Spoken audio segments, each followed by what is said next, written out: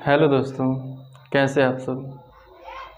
आज हम लोग पढ़ने वाले हैं कोशिका सिद्धांत। कोशिका सिद्धांत में आप लोगों को बताया जाएगा कि भाई जो कोशिका होती है वो किस प्रकार से कार्य करती है, उस कोशिका का निर्माण जो है ये किस प्रकार से होता है। तो सबसे पहले हम जानेंगे कि कोशिका सिद्धांत का प्रतिपादन किसने किया था, है ना। तो कोशिका सिद्धांत का प्रतिपादन दो वैज्ञानिकों ने मिलकर किया था। एक का नाम है एमजे स्लाइडेन।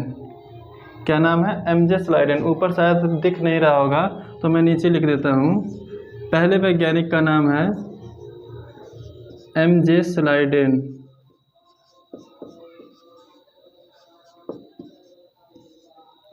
और दूसरे वैज्ञानिक का नाम है थियोडर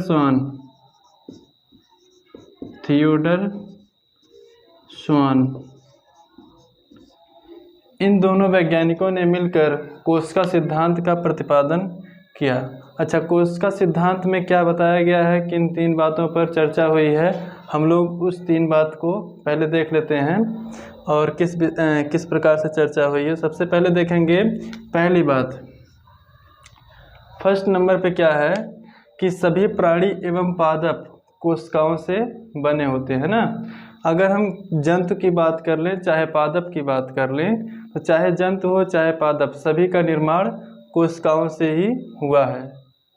चाहे एक कोश के जीव हों चाहे बहुकोश के जीव हों, सभी का निर्माण किससे हुआ है? कोशिकाओं से। और दूसरी चीज़ इसी में दिया गया है कि कोशिका जीव की संरचनात्मक एवं क्रियात्मक इकाई है। कोशिका जीव की संरचनात्मक एवं क्रियात्मक इकाई है। ये जो संरचनात्मक एवं क्रियात्मक इकाई के विषय में चर्चा यहाँ पर हो रही है, तो ये चीज़ें मैं कल परिभाषा में आप लोगों को बता दिया था। अगर हम दूसरे नंबर की बात करें, दूसरे नंबर पर कि सभी कोशिकाओं के रासायनिक संगठन एवं उपापचयी क्रियाओं में मूल रूप से समानता होती है। तो देखिए, कोई भी जीव है, जीव की किसी प्रकार की कोशिका है, तो कोशिका में जो भी रासायनिक क्रियाएं होती हैं उनका जो रासायनिक संगठन होता है, कोशिका का रासायनिक संगठन की बात कर रहे हैं, तो एक कोशिका का जो भी रासायनिक संगठन होगा वह लगभग सभी कोशिकाओं का होता है। इन्होंने कौन? एमजे स्लाइडेन एवं थियोडर स्वान, इन्होंने क्या बताया है कि एक कोशिका का जो रासायनिक संगठन होगा वो सभी कोशिकाओं में होता है ना। इनके वैसे कुछ अपवाद भी हैं, अपवाद को हम पढ़ाएंगे अगले वीडियो में। पहले आप इतना जानिए सिद्धांत में दूसरा सिद्धांत क्या बताया गया है कि सभी कोशिकाओं के रासायनिक संगठन एवं उपापचयी क्रियाओं में मूल रूप से समानता होती है। तो रासायनिक संगठन की अगर हम बात कर लें तो अभी हमने बताया क्या कि जो रासायनिक संगठन होता है वह एक कोशिका में जो होगा वही सभी कोशिकाओं में होगा। दूसरी चीज़ उपापचयी क्रिया एक कोशिका में जो होगी वही अन्य सभी कोशिकाओं में या समस्त कोशिकाओं में होती है। ये नहीं है कि अगर हम मनुष्य की अगर हम बात कर लें तो अगर हमारे शरीर में जो हाथ पे कोशिका है, हाथ की कोशिका का इसकी उपापचयी क्रिया कुछ और है, पैर की कोशिका की उपापचयी क्रिया कुछ और है। अगर हम पेड़ पौधे की बात कर लें उसकी कोशिका की उपापचयी क्रिया कुछ और है। तो ऐसा नहीं होता है। ऐसा क्यों नहीं होता है? क्योंकि इन्होंने बताया कि जो भी कोशिकाएं होती हैं समस्त कोशिकाओं में उपापचयी क्रियाएं समान होती हैं। इसी के साथ साथ में उनका रासायनिक संगठन, ध्यान देना, रासायनिक संगठन और उपापचयी क्रिया ये दोनों कैसी होती हैं? समान होती हैं। इनमें किसी प्रकार की भिन्नता नहीं होती। ये कौन बताए हैं? एमजे स्लाइडेन एवं थियोडर स्वान बताए हैं। ठीक, अगली पॉइंट है नंबर 3। नई कोशिकाओं की उत्पत्ति पहले से उपस्थित कोशिका से होती है। फिर से देखना, नई कोशिकाओं की उत्पत्ति पहले से उपस्थित कोशिका से होती है। हाँ, ये बात बिल्कुल सच है कि भाई जो नई कोशिका होती है इसकी उत्पत्ति पहले से उपस्थित कोशिका से होती है ना। अगर हम बात कर लें कि इसकी अगर हम अमीबा की बात कर लें,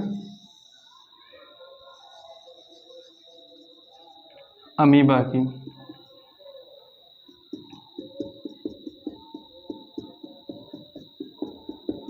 तो अमीबा में हम लोग जानते हैं अलैंगिक जनन होता है।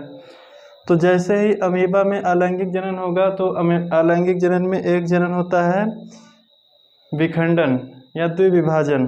द्विविभाजन में हम लोग क्या देखेंगे कि अमीबा जो होगी ऐसी ही अमीबा या यही अमीबा, इसका केंद्रक पहले विभाजित होगा, फिर केंद्रक विभाजित होगा, फिर इसमें जो है इसके अंदर के जो भी कोशिकांग होंगे वे विभाजित होंगे।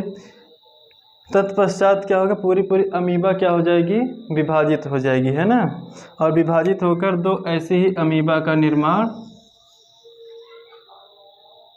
दो ऐसे ही अमीबा का निर्माण होगा। ठीक, इस प्रकार से एक अमीबा से दो अमीबा का निर्माण होता है ना। तो यहाँ पर हम लोग क्या जाने कि भाई एक कोशिका जो होती है उसी से दूसरी कोशिका का निर्माण होता है। ये नहीं है कि कोशिका का फॉर्मेशन किसी विशेष अंग से होता है, कोशिका का फॉर्मेशन किसी भी अंग से नहीं होता है। एक कोशिका का निर्माण दूसरी कोशिका या पहले से जो उपस्थित कोशिका होती है उसी से ही होता है।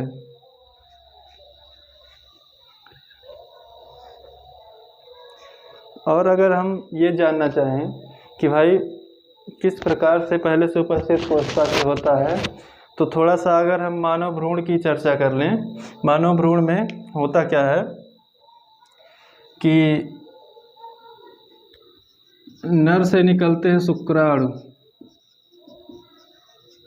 और मादा से अंडाणु, है ना। शुक्राणु जाकर जब अंडाणु का निषेचन कर देते हैं तो बनता है जाइगोट या युग्मनज। क्या बनता है, बनता है युग्मनज। इसे इंग्लिश में जाइगोट के नाम से भी जाना जाता है, जाइगोट, है ना। जाइगोट जो बनता है ये एक ही कोशिका होती है और यही एक कोशिका लगातार विभाजित होकर एक शिशु का निर्माण करती है ना। तो यहाँ पर कोई और कोशिका अलग से नहीं जुड़ रही है, एक ही कोशिका से विभाजित होकर अन्य कोशिकाएं जुड़ रही हैं। हाँ, ये बात अलग है कि कार्य के अनुसार कोशिकाएं अपने अलग अलग स्थान पर स्थापित हो जाती हैं या ऊतकों का निर्माण कर लेती हैं, ये तो अलग बात है। लेकिन कोशिकाओं का निर्माण पहले से उपस्थित कोशिका से ही होता है ना, क्योंकि ये भी एक कोशिका है, ये भी एक कोशिका। अच्छा, यहाँ पर एक बात और जान लीजिए, बहुत महत्वपूर्ण बात है। कभी कभी पूछ लेता है कि मानव शरीर की सबसे छोटी कोशिका, मानव शरीर की सबसे छोटी कोशिका कौन सी होती है? शुक्राणु। सबसे छोटी कोशिका। अगर हम बात कर लें कि मानव शरीर की सबसे बड़ी कोशिका, मानव शरीर की सबसे बड़ी कोशिका होती है अंडाणु। सबसे बड़ी कोशिका, सबसे बड़ी कोशिका, मानव शरीर की सबसे बड़ी कोशिका क्या है? अंडाणु है ना। तो यहीं पर एक प्रश्न और भी बनता है कि मानव शरीर की सबसे लंबी कोशिका, मानव शरीर की सबसे लंबी कोशिका, ठीक, उसको मैं इधर लिखता हूँ। मानव शरीर की सबसे लंबी कोशिका,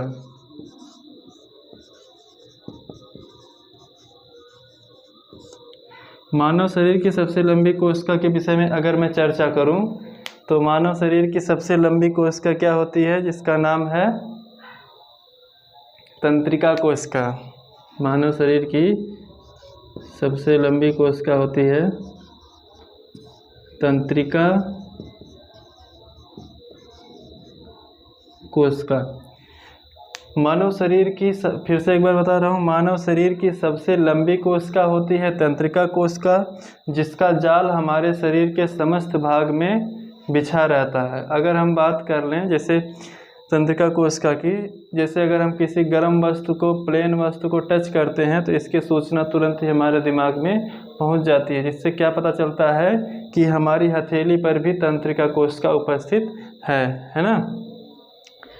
और दूसरी बात क्या है कि शुक्राणु जो होता है ये मानव शरीर का सबसे छोटी कोशिका है, अंडाणु मानव शरीर की सबसे बड़ी कोशिका है ना। तो अगली वीडियो में आप लोग पढ़ेंगे भाई कोशिका सिद्धांत का अपवाद। बहुत सारे अपवाद हैं, है ना। तो कोशिका सिद्धांत के अपवाद, क्योंकि जो कोशिका सिद्धांत दिया गया था एमजे स्लाइडेन एवं थियोडर स्वान, दो वैज्ञानिकों ने जो कोशिका सिद्धांत दिए थे, उस कोशिका सिद्धांत में कोई न कोई कमी रह गई थी, है ना। तो उसी कमी को हम लोग देखेंगे कोशिका सिद्धांत के अपवाद के अंतर्गत। ठीक, चलिए देखते हैं पहली कमी क्या थी। पहली, विषाणु में केंद्रक एवं जीवद्रव्य दोनों अनुपस्थित होते हैं। विषाणु में केंद्रक एवं जीवद्रव्य दोनों अनुपस्थित होते हैं ना। वहाँ पर क्या बताया गया था कि सभी जीव, चाहे वे सूक्ष्म जीव हों चाहे विशालकाय जीव हों, सभी जीव कोशिका से बने होते हैं। ठीक, अच्छा, वहाँ पर यह भी बताया गया चाहे पादप हों चाहे जंतु हों, सभी जीव किससे बने होते हैं? कोशिका से बने होते हैं, है ना। और कोशिका में केंद्रक और जीवद्रव्य और विभिन्न कोशिकांग उपस्थित होते हैं। ये सारी चीज़ें उसमें बताए गए थे। लेकिन जो वायरस होता है, वायरस में केंद्रक एवं जीवद्रव्य दोनों ही क्या होते हैं? अनुपस्थित होते हैं, जिससे उनकी वह धारणा गलत सिद्ध होती है। ठीक, अगर हम बात कर लें दूसरी पॉइंट की, तो दूसरी पॉइंट में बताया गया है प्रोटोजोआ अकोशिकीय होते हैं। जो स्वान और एक वैज्ञानिक थे,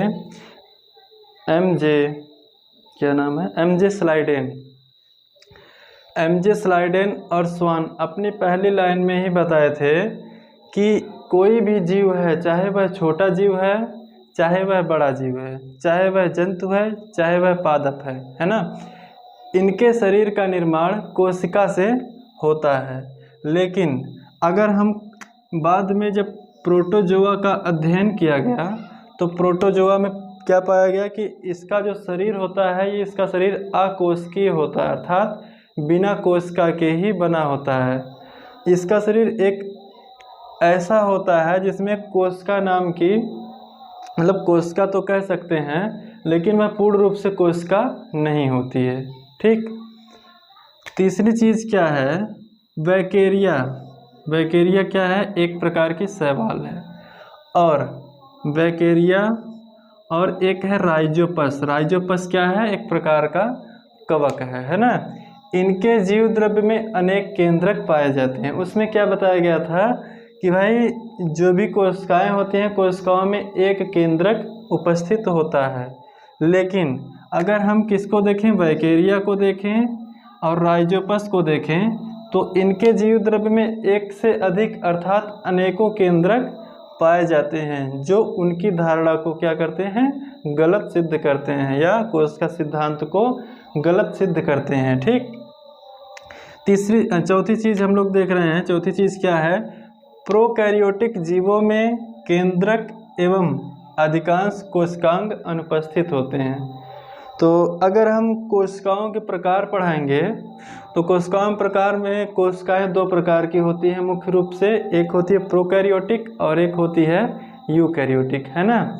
तो प्रोकैरियोटिक जो कोशिका होती है, इसको अल्प विकसित कोशिका के नाम से भी जाना जाता है। इसमें केंद्रक अनुपस्थित होता है या इसका विकास नहीं हुआ रहता है। जेनेटिक मटेरियल जो होता है ये स्वतंत्र अवस्था में उसमें तैरता रहता है। तो प्रोकैरियोटिक कोशिका जो होती है ये विकसित अर्थात यूकैरियोटिक कोशिका से बहुत अलग होती है ना। तो यहाँ पर ये क्या पाया गया कि भाई जो प्रोकैरियोटिक जीव होते हैं इनमें केंद्रक पहली चीज़ क्या है, केंद्रक, दूसरी क्या है अधिकांश कोशिकांग, ये क्या होते हैं अनुपस्थित होते हैं। केंद्रक और अधिकांश कोशिकांग अनुपस्थित होते हैं, मतलब क्या है कि इसमें जो है राइबोसोम, गाल्जी काय, लाइसोसोम, ये सारे कोशिकांग अनुपस्थित होते हैं ना। और वहाँ पर कोशिका सिद्धांत में क्या बताया गया था, कोई भी कोशिका है उसमें केंद्रक एवं उसमें उपस्थित सभी कोशिकांग उपस्थित होते हैं। ठीक, पांचवी चीज़ क्या है, आवृत बेजी पादप। आवृत बेजी पादप, तो सबसे पहले हम लोग क्या समझ लेते हैं कि भाई आवृत बीजी पादप क्या है।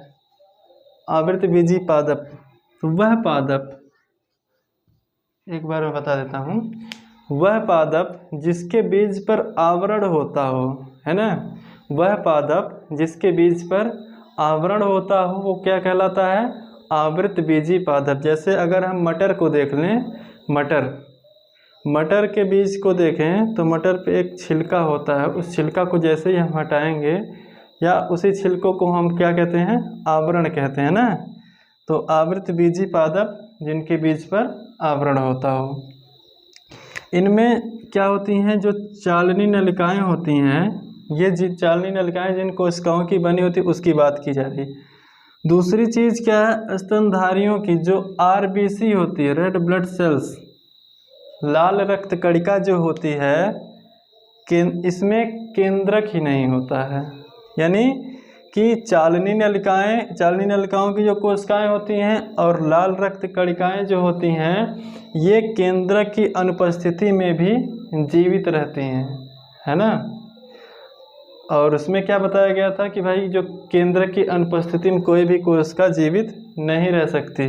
तो यहाँ पर क्या देख रहे हैं हम लोग कि चालनी नलिकाओं की कोशिकाएं और आरबीसी जो हैं ये बिना केंद्रक के ही जीवित रहती हैं। आरबीसी क्या है, लाल रक्त कणिका। अगर हम रक्त कणिकाओं की बात करें, किसकी, रक्त कणिकाएं, तो रक्त कणिकाएं कुल कितने प्रकार की होती हैं, 3। रक्त कणिकाएं होती हैं 3 प्रकार की। कौन कौन सी, एक होती है आरबीसी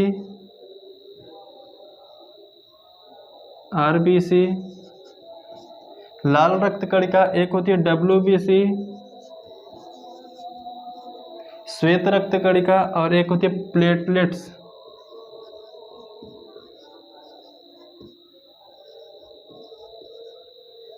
एक होती है प्लेटलेट्स। 3 प्रकार की कणिकाएं होती हैं ना। तो उम्मीद करता हूं कि जो कोशिका सिद्धांत का अपवाद था ये आप लोगों को बहुत बढ़िया समझ में आ गया होगा। और आज के लिए बस इतना ही, मिलते हैं अगले टॉपिक के ऊपर कल।